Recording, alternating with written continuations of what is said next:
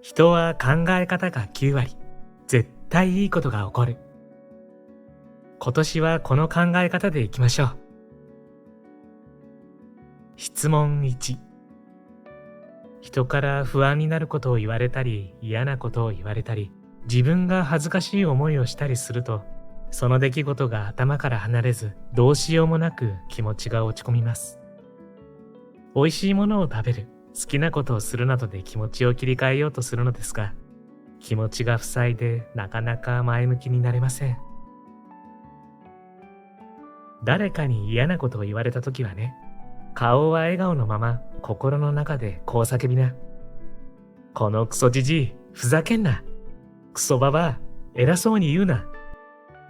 これでだいぶスカッとするはずだよ。ただし、くれぐれも心の中だけで言ってくださいね。口に出してしまっても後のことは責任持てません。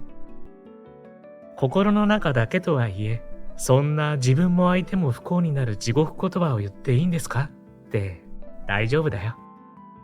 平気で人を傷つけるやつは正真正銘のクソじじいかクソババアです。太古の時代からそう決まっているから、あなたは本当のことを言っているだけなの。というかね、あなたが気持ちを切り替えられないでいると、あなたからはマイナスの波動がずっと出続けることになるんだよね。波動って強い影響力を持っていてね、同じ周波数の波動は引き合うという法則があるの。あなたが重苦しい波動を出していると、その重苦しい波動に見合った嫌な出来事がさらに引き寄せられるんだよね。そればかりか、あなたの波動は周りの人にも影響するので、あなたの周りにいる人にもそれが伝染して迷惑をかけることになる。だから一刻も早く心を軽くすっきりさせなきゃいけません。そのためには感情を押し殺してはいけないんです。でね、もし心で叫ぶだけじゃ気が済まない場合は、車の中とかどこでもいいので、自分一人になれる場所で思いっきりクソじじいって叫びな。嫌な思いは外に吐き出すしかないんです。それを自分の中で消化しようとするからおかしくなっちゃうの。みんな嫌なことがあっても心の中に押し込めちゃうんだけど、それってゴミをビニール袋に入れて部屋の隅に押しやるのと同じだよ。一見片付いたように見えるけど、ゴミが消えたわけじゃないから、やがてそのゴミが腐って毒ガスを出し始めるの。最悪だよね。だから嫌なことを言われたり嫌な気分になったりしたときは、そのネガティブな感情を早く外に出すこと。ゴミはさっさと捨てるの。じゃないとやがてものすごいストレスになって大変なことになるよ。ゴミが自然に消えることがないのと同じで、嫌な感情はどれだけ時間が経っても消化できません。心の中がゴミ屋敷になる前に、その都度処理しなきゃいけないよ。心のゴミはさっさと吐き出しな。質問2。私はデパートの販売員です。一生懸命努力して売り上げを増やしても、サラリーマンのため収入アップにつながりません。そこで転職やダブルワークもしてみましたが、自分に合わなかったり体力的に辛かったりして続きませんでした。収入を増やすにはどうしたらいいでしょうか。私はサラリーマンの経験がないから、サラリーマンだったらどうしたらいいかっていうアドバイスはできないんだよね。ただ、ひとりさん流のアドバイスだったらできるんだけど、これは不思議な話だから、信じられる人だけ信じてくださいね。今あなたは1億円欲しいとします。で、1億円が欲しいって神に願うと、それと同時に1億円の道ができるんだよね。こう言うと、私は1億円欲しいと思っているのにお金が入ってきませんっていう人がいるんだけど、それはあなたが願うだけで行動していないからです。思った瞬間に1億円の道はできているから、あとは行動すればいいんだよね。例えば、毎月1万円ずつ貯めるのも行動の一つなの。そうすると2ヶ月で2万円、3ヶ月で3万円というように貯まるよね。で、うまくいかない人ってここでまた、毎月1万円の貯金だと1億円貯めるのに800万年以上かかるとか言い出す。急に数学者みたいなことを言うの。ひとりさんがここで言っているのは数学の話じゃなくて精神論なんです。アスファルトを突き破る雑草って見たことないかい？あれは計算上では絶対に無理なんです。だけど現実は雑草がアスファルトを突き破っている。数学者とか物理学者みたいに計算上では無理だと言えばそれでおしまいだけど、そんなことに関係なく行動し続けたら、あなたにもアスファルトを突き破る雑草みたいな奇跡が起きるんだ。お金には加速の法則というのがあります。貯金を始めると、なぜかどんどん加速がついて、実際に貯めた金額よりもたくさん貯まるんです。毎月1万円ずつ貯めたら、計算上では1年後には12万円だけど、加速の法則がついた場合はそれ以上の金額になるんだよね。加速の法則がつくと、途中で臨時収入があったり昇給したりっていう貯金を後押しされるような現象が起きるの。でもね、この法則は行動した人にしかもたらされません。実際に貯金した人だけが受け取れる奇跡なんだよね。だから願ったら行動すること。あなたが1億円欲しいと思ったら間違いなく1億円の道ができます。あとはその道に踏み出せばいいんだ。望んだら行動する。そうすれば加速がついて現実も変わるからね。500円貯金でも100円貯金でもあなたにできることから始めてみてください。この地球は思いと行動が一致しなきゃいけない星だからね。100の思いがあっても1も行動しないんじゃうまくいくはずがない。それよりも10の思いでいいから10の行動をすること。そのバランスが大事だよ。1億円を望めば1億円の道ができる。こんにちは。ハピケンことハッピー研究所のショウです。今回は人は考え方が9割、絶対いいことが起こるという本をご紹介します。新年最初のご紹介はやっぱりワクワクする本がいいなって思っていました。だって2024年はこれまでの人生で一番いい年だったって言えるようにしたいじゃないですか。ですから新年一発目はとびきり楽しくて笑えて学びがあって、ああだったらいいことしか起こらないじゃんって思えるような本をご紹介しようと思います。著者は斉藤ひとりさんと柴村恵美子さん。斉藤ひとりさんは皆さんご存知の大実業家で、その哲学や人生観などを説いた著書がこれまで何百冊と出版され、本チャンネルでも何冊もご紹介させていただいております。そして柴村恵美子さんは斉藤ひとりさんの一番弟子として様々な事業を行い、彼女もまた大実業家となられました。このお二人がタッグを組んで絶対いいことが起こる考え方を教えてくれるのが本書なんです。本動画では本書のこの雰囲気をほんの少しだけご紹介したいと思いますので、ぜひ最後までご覧になってくださいね。そして今回も幸せのダイヤモンド探しがございます。このハッピーダイヤモンドを動画のどこかに5つ置いておきましたので、見つけてみてくださいね。見つけたら小さな幸せゲットですからね。それでは続きをどうぞ。ハッピー研究所では幸せになるためのいろいろなノウハウをご紹介しています。チャンネル登録して一緒にハッピーを作っていきましょう。質問3。2人の子供を抱えながらフルタイムで働いていますが、よく体調を崩すので、休みの日は寝込むことが多いです。仕事は大好きだし、家族のためにもまだまだ元気で働かなければなりません。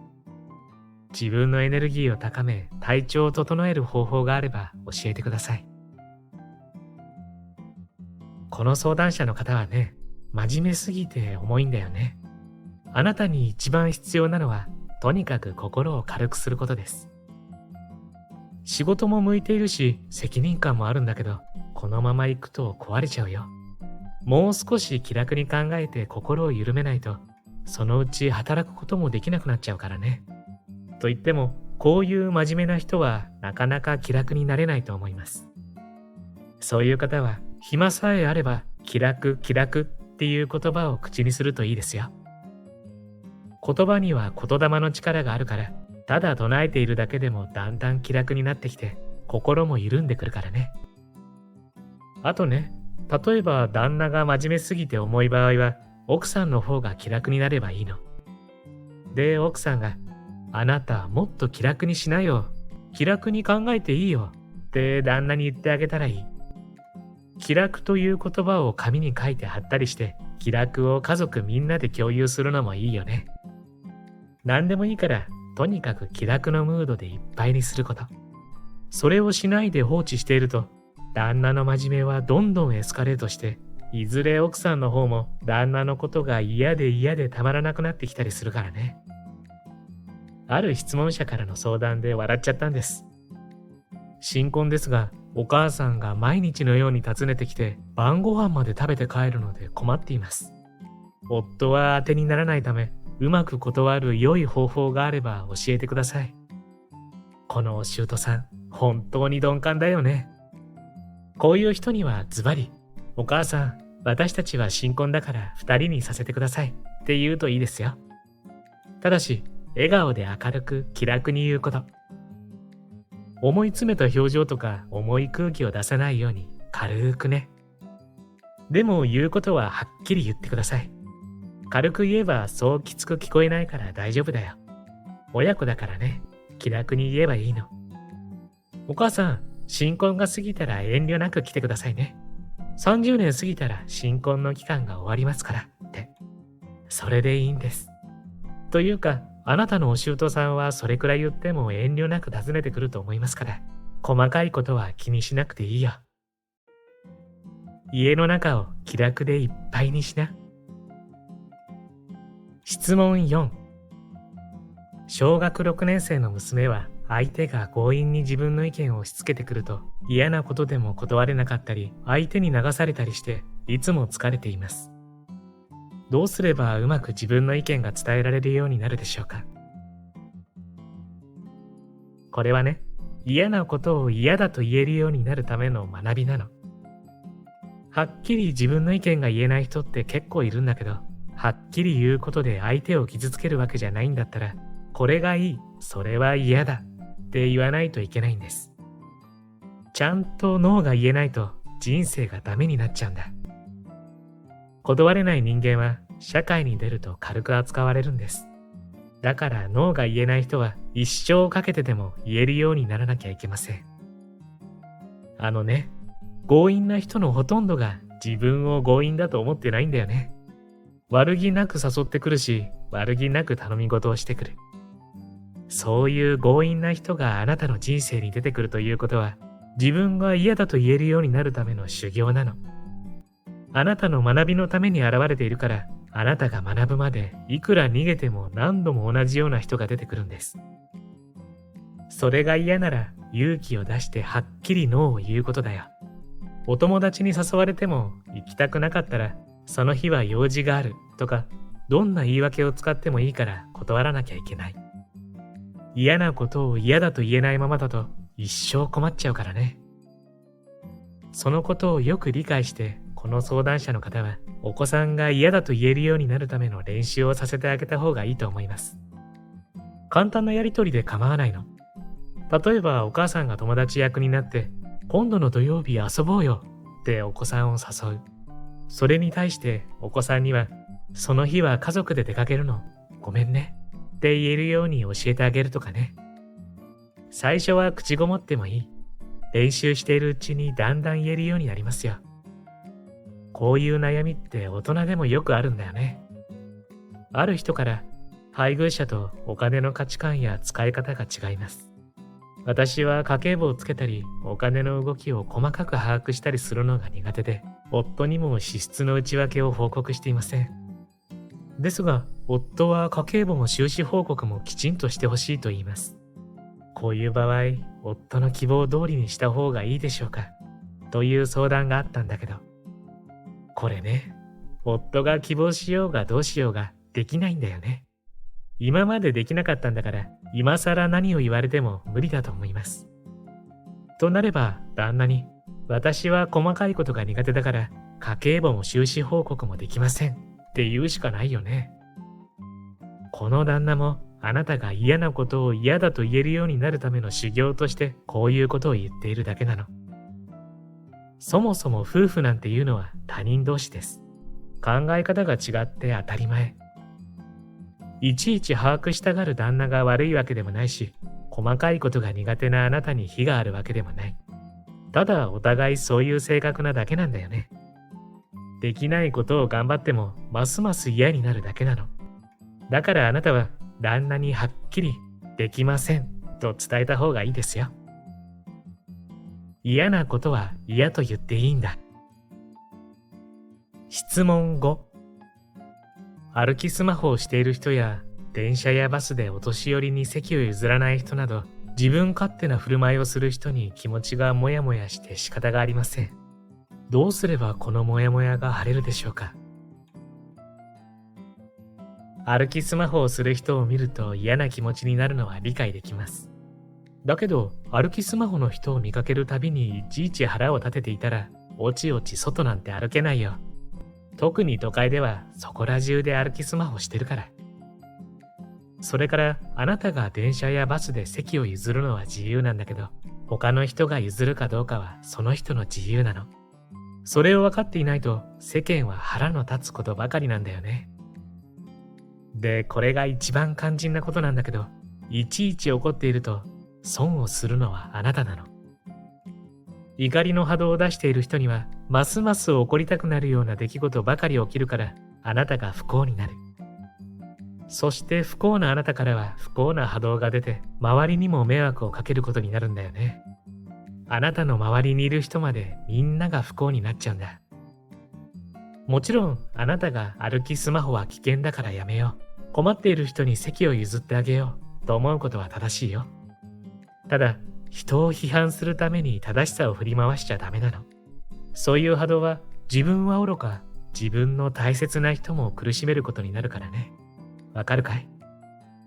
それとね、歩きスマホをしている人にとってはそれが人生の楽しみだったりするんだよね。もちろん危険な場所でスマホばかり見るのは言語道断だけど、そうじゃないんだったら問答無用で楽しみを取り上げるのもちょっと気の毒かもわかんない。自由にしていい場面だってあると思うよ。人それぞれ好きなことも嫌いなことも違います。それなのに世間の常識だとかあなたのためだとか言って正義を強要する人がいるんだけど、相手が嫌がっているのに押し付けるのは愛じゃないよね。そう思うと少し気持ちが楽になるんじゃないかな。人に強要すると自分が損するだけなんだ。質問6。25歳の息子は高校生の頃から友人関係がうまく結べなくなり、うつ気味です。職場でも人間関係で問題を抱えてはすぐに転職し、今の仕事も辞めることを考えているようです。息子は今後どうすればいいでしょうか。息子さんには言葉で何を言っても響かないと思います。お母さんにできるのは、人生ってこんなに楽しいよということを自分の姿を通じて息子さんに見せてあげることだけ。それと息子さんはもう25歳で大人です。お母さんがいちいち構ってあげなきゃいけない年齢じゃないんだよね。という2つの点からお母さんがすべきことは、お母さん自身が息子のことなんか忘れるくらい外で楽しく遊ばなきゃダメなんだよね。わかるかい？お母さんが遊びに夢中になっていい波動を出していれば、それが息子さんにも必ず映るの。言葉なんかなくても、お母さんの明るく楽しい波動があれば、それで息子さんは必ず元気になります。子供のことが気にならないくらいお母さんが楽しむようになったとき、息子さんは初めて人生を楽しく感じるようになるんだ。波動を変えるってどんな場面でも重要なの。ある人が、父が重い内臓疾患で入退院を繰り返しています。そろそろ覚悟も必要な状況ですが、この先私は父にどう接し、どんな言葉をかけてあげたらいいでしょうかっていうことで悩んでいたんだけど、こういう場合も周りの人が明るい波動を出してあげることが一番なんです。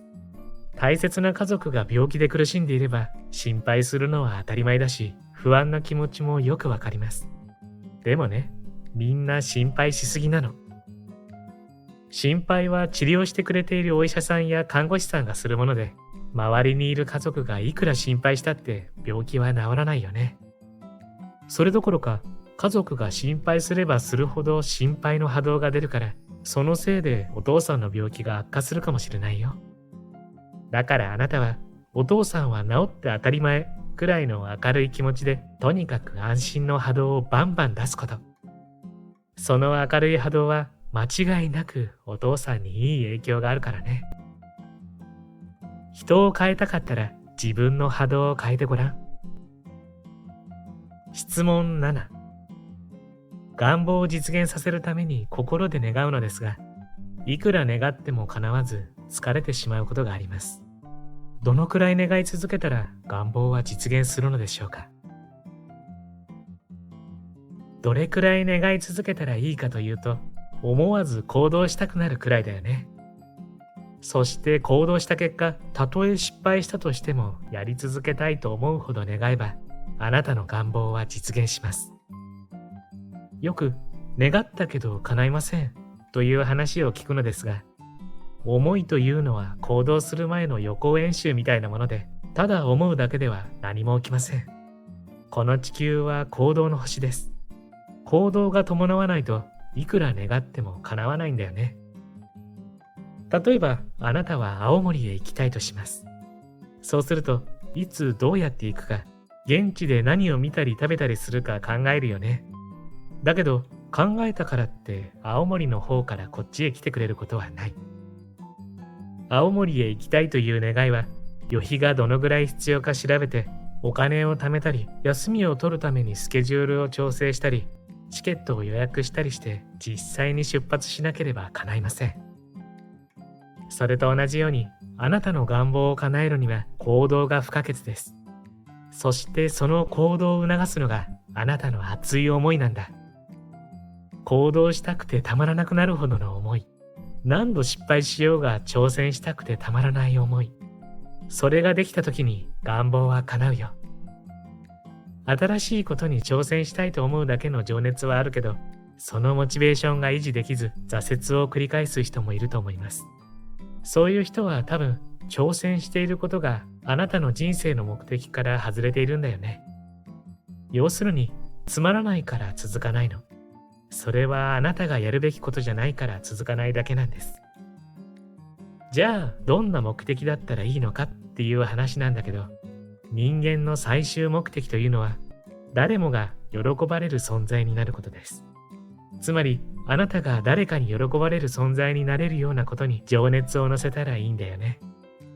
もちろん具体的に思いつくことがあればいいけど、それがわからない人はまず今までより笑顔になる、明るい挨拶をするみたいなことから行動を始めたっていいんだよ。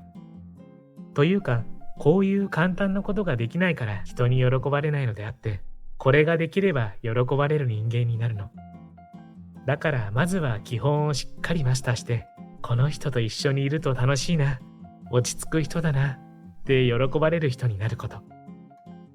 そうすればモチベーションが続くし、さらに喜ばれるためには何をしたらいいだろうって考えた時にも楽しく取り組めるんだよね。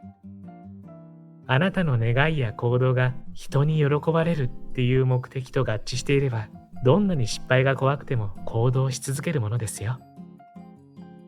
行動あるのみ。地球は行動の星だからね。本書はひとりさん辞典とも言える人生の貴重なガイドブックです。本書を読み進めていただく際には、まずひとりさんへの質問を見て、あなたなりの答えを出してみましょう。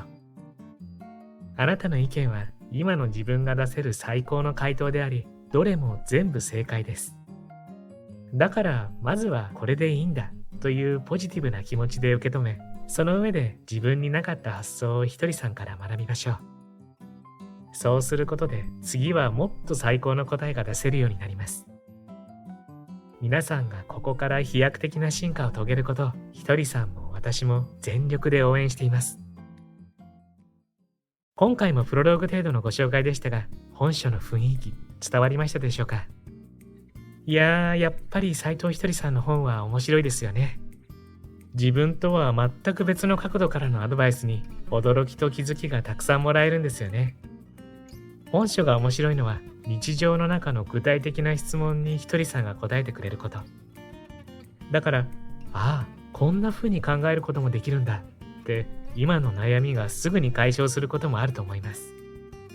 柴村恵美子さんは本書の質問に対して自分でも答えを考えてみて、その後にひとりさんの答えを読んでいくことをお勧めされています。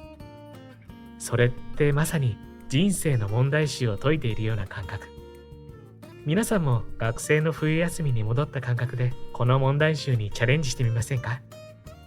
そんな本書は現在 Amazon の読み放題サービス Kindle Unlimited に登録されておりますので、会員の方は無料で読めるんです。興味のある方はぜひ読んでみてはいかがでしょうか。そうそう、皆さん、冒頭にお伝えしたハッピーダイヤモンド見つかりました？ダイヤモンドの数は全部で5つでしたよ。どうです？見つかりましたか？見つけた時の小さな喜びも立派な幸せ。見つけたあなたは幸せを一つ積み重ねてハッピー度が上がってますからね。最後までご視聴ありがとうございました。これからも皆様の幸せづくりに役立つ情報をまとめていきたいと思いますので、チャンネル登録や高評価をしていただけるととっても嬉しいです。また次回の動画でお会いしましょう。皆様に幸せが届きますように。